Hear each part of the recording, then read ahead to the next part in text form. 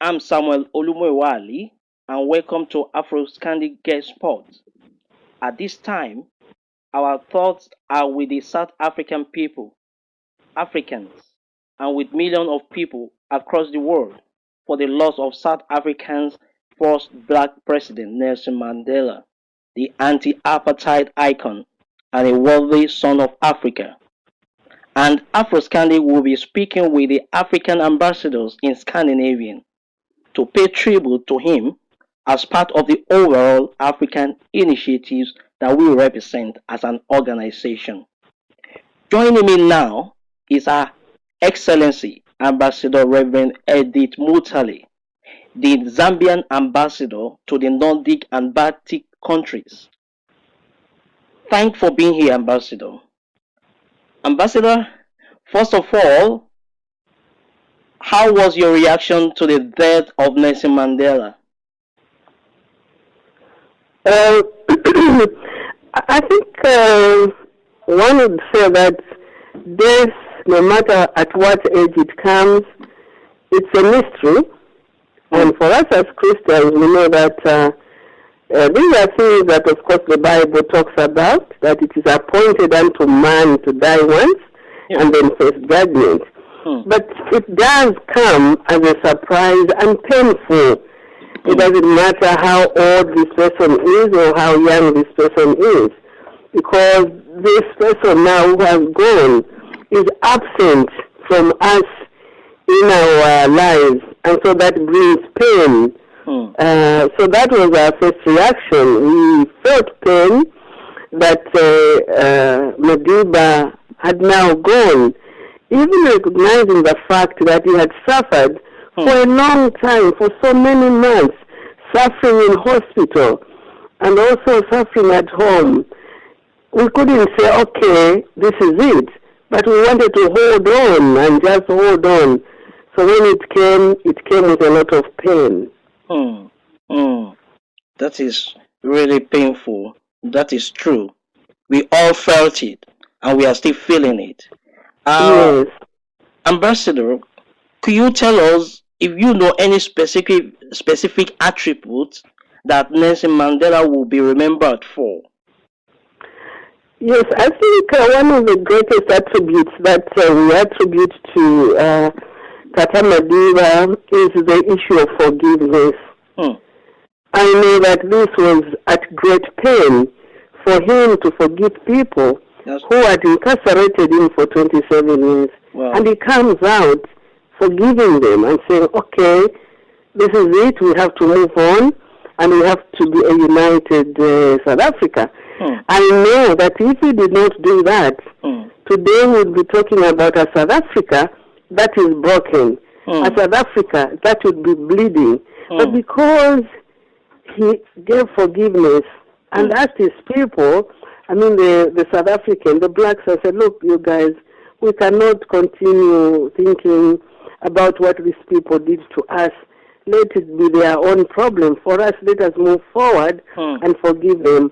And I see that that's a big attribute. And I think it's something that we need to emulate. Because if you cannot forgive anybody, you go on living, hating people. This is why you find that some people have been on a campaign to kill others because of what happened 100 years ago, because they have not forgiven anybody. So I think for me, forgiveness. And also tolerance. He tolerated the white South Africans. I mean, this is incredible, because maybe even myself I'd find it difficult to tolerate them, but he did.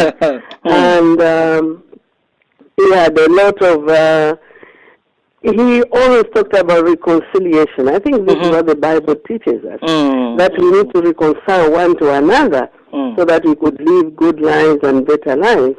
And the resilience that he had, I think for me, it's something that we, even this generation, the generation of our children and my grandchildren, will be able to learn from these attributes so that we will be living in a world which will be better to live in. That's wonderful. Thank you, Ambassador. And to support what you just said, Mandela said in his quote courageous people do not fear forgiving for the sake of peace. And in another one, he said, forget the past. That really shows that he actually has the heart of forgiveness, as you said. Absolutely. That's great. That's great. Then another question that comes to my mind is Mandela also mentioned about education. He said, and I will quote him, education is the most powerful weapon which you can use to change the world. And also he said, no country can really develop unless its citizens are educated. What can you say about the effort to have education for all in your country, in Zambia? Yes, I think Zambia recognizes the importance of education for our children and for all Zambians. And in that regard, Zambia has a policy of basic education, which is for all Zambian children, that every child must go to school and it has to be free because many parents cannot afford. And on top of that, the government does give financial support, like bursaries to go to university or go to colleges to learners who cannot afford to pay for tertiary education. And so you see that the government recognizes the importance of education, because if you are not educated, really, you cannot articulate issues, you cannot do planning, you can't do anything at all. So our government, the Zambian government, does pay attention and gives a lot of budget support to the education sector to make sure that our children are educated. In fact, it was in our time that if a parent did not send a child to school, they would send the authorities to arrest them and cause them to pay a fine for not taking their children to school. That's good. So we could conclude that what Nelson Mandela said about education, that without education, there's limited limitation in development in the country. So you really support that. That is one of the things we will remember him for as well. Yeah, that's great. And I think for me, education is not about how old you are. You can get back into school at 50 years. You can get back in school at 60 years. And that shows that education is really important. Then another thing that we would like to touch on is, he said, I will quote him, I have always regarded myself in the first place as an African patriot. And also he said, I dream of an Africa which is in peace with itself. In another one, he said, I dream of the realization of the unity of Africa, whereby its leaders combine in their efforts to solve the problem of this continent. I dream of our vast deserts, of our forests, of our great wildernesses. How do you react to this? Do you think, is Africa moving towards that direction that Nelson Mandela has been dreaming of, and some people also are dreaming of it right now? What do you think? How can you react to this, and what can be done to improve the present level at which we are? I think if you look at what is happening in the continent right now, is indicating that we are moving forward to a better Africa. You see that we are working very well in the regional bodies. For instance, I come from a SADC, and we saw how SADC was represented at Madiba's funeral. And you heard our own President of Malawi, Joyce Banda, speaking so passionately about Africa coming together. We realized that nobody from outside will come and solve our problems. And for me, I'm so proud that even at the helm of the African continent, you have a lady, Dr. Nkosazana Zuma, who is doing extremely well, trying to make sure that Africa realizes its potential. And I think she's doing a great job bringing all the Africans together. You know how they did for Kenya. They went to the United Nations Security Council to go and talk about Kenya and the ICC. Yeah. This makes us know that Africa is coming together to realize itself and its dreams. It has been a long time of colonialism, long time of imperialism, but now Africa is moving into a direction where we want to assert ourselves as an African. And for us, even as women, we are saying we have to contribute to the development of our continent. So I know that through our regional bodies, we are working very, very hard through economy, political, security, and otherwise to know that we are a force now to reckon with. That's why you hear people now are saying, oh, this is Africa, arise. There is hope in Africa. They call us a dark continent, but we're no longer a dark continent. We are a continent to which people now are rushing to. You see that everybody from the Far East, from Europe, from the Americas, they are all rushing into Africa because they recognize the importance of Africa today. That's really interesting. That is really interesting. And I guess there are a lot of things to experience in Zambia. We will talk about that one of the days. So we'll be looking forward to speaking with you on that area. So you will tell us more about what we could people could experience in Zambia, so they could go there. On our focus today, then we want you to tell people what can people learn from Nelson Mandela and the inspiration they can get from his inspirational life. I want to talk about how love comes naturally. I think you remember Nelson Mandela saying, no one is born hating another person because of the color of his skin or his background. That's true. Or his religion. People must learn to hurt. And if they can learn to hate, they can be taught to love. To love. For love comes more naturally to the human heart than its opposite. Hate is something we learn to do. But we should also know that a free society is a precondition to better life for all.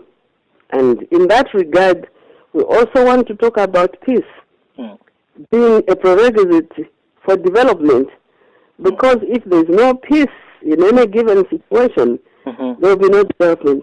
If you have been watching the news today, and I've been sitting here watching the news in Central African Republic, you go to Mali, you go to Somali, you come even into the youngest nation, which is South Sudan. What is happening today, for me,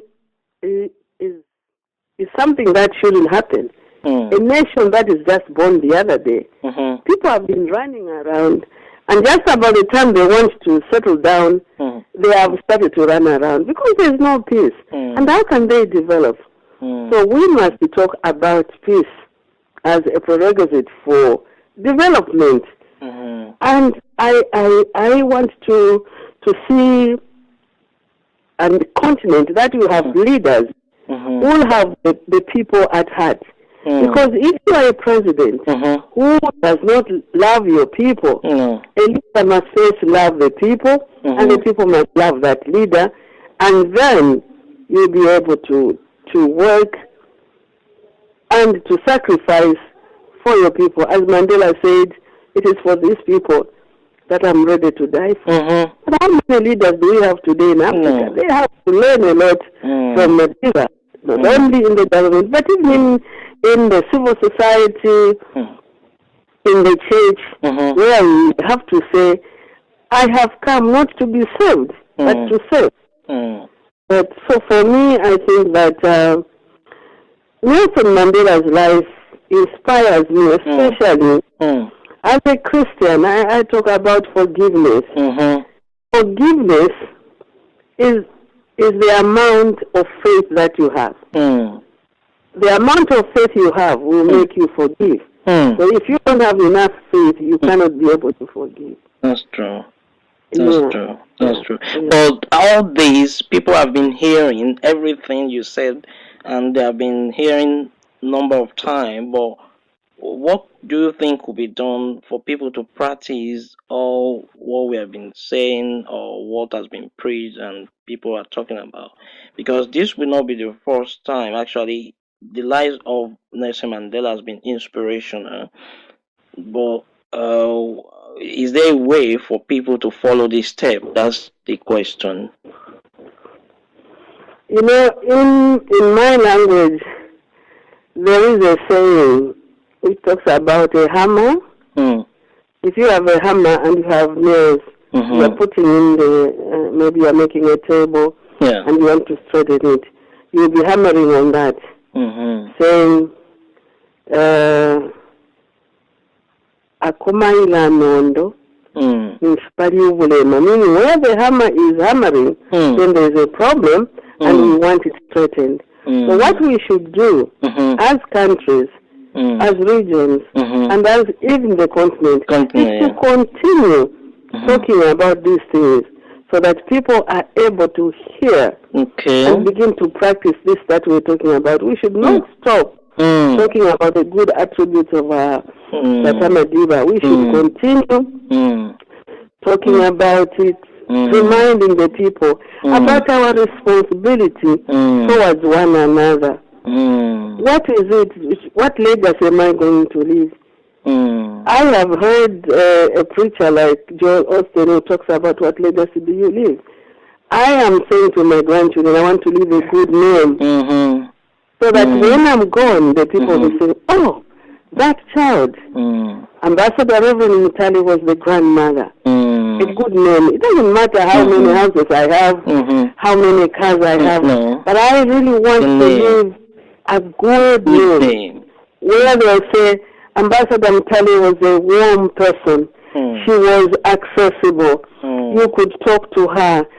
She would help you to go through a situation. That is the kind of legacy I want to leave. Even if I don't leave a house or I don't leave anything, but I want people to talk about my warmth, my accessibility, and my love, my tolerance, just like Tata Madiba was describing him.